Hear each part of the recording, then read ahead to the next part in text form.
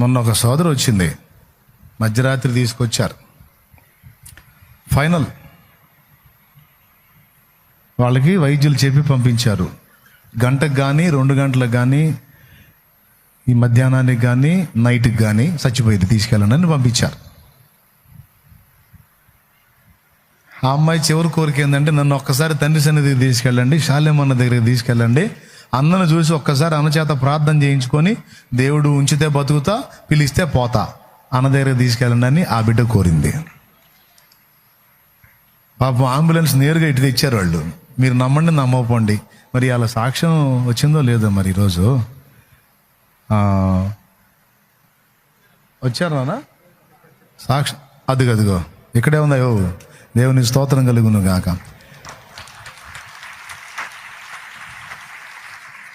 అది ఆ అమ్మాయి, ఆ వెనక అమ్మాయి అటు తిరిగి వందనాలు చెప్పారు. అందుకే ఆ అమ్మాయి బతికింది.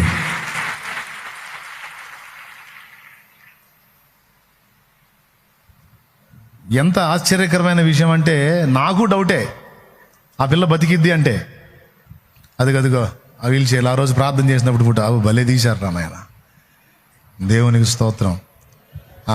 డెడ్లీ కండిషన్ అది. ఇంకా ఆ అమ్మాయి చివరి స్టేజ్ అది. ఎన్నో రోజులు గల కోటాలకు ముందు రోజు అనుకుంటా, కోటాలకు ముందు రోజు అంతేనా? ముందు రోజు అంతకు ముందు రోజు 18 నాన్న, 18 నైట్ కదా దేవునికి కోటాలు. అది ముందు రోజు 18వ తారీఖు నైట్ ఆ బిడ్డకి ప్రార్థన చేసింది. అదిగో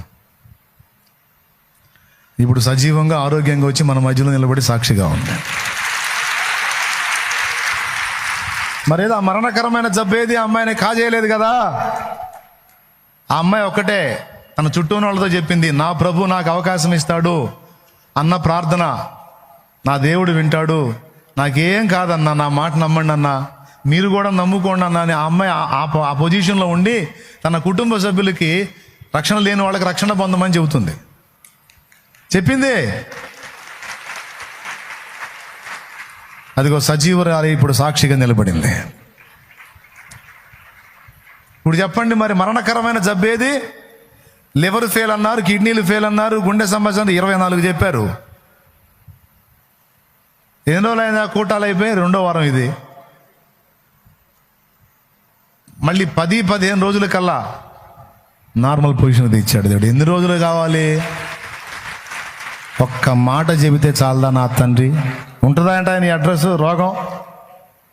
నేనేమన్నా కల్పించి చెప్పానా? నా దేవుడు నమ్మకస్తుడయా.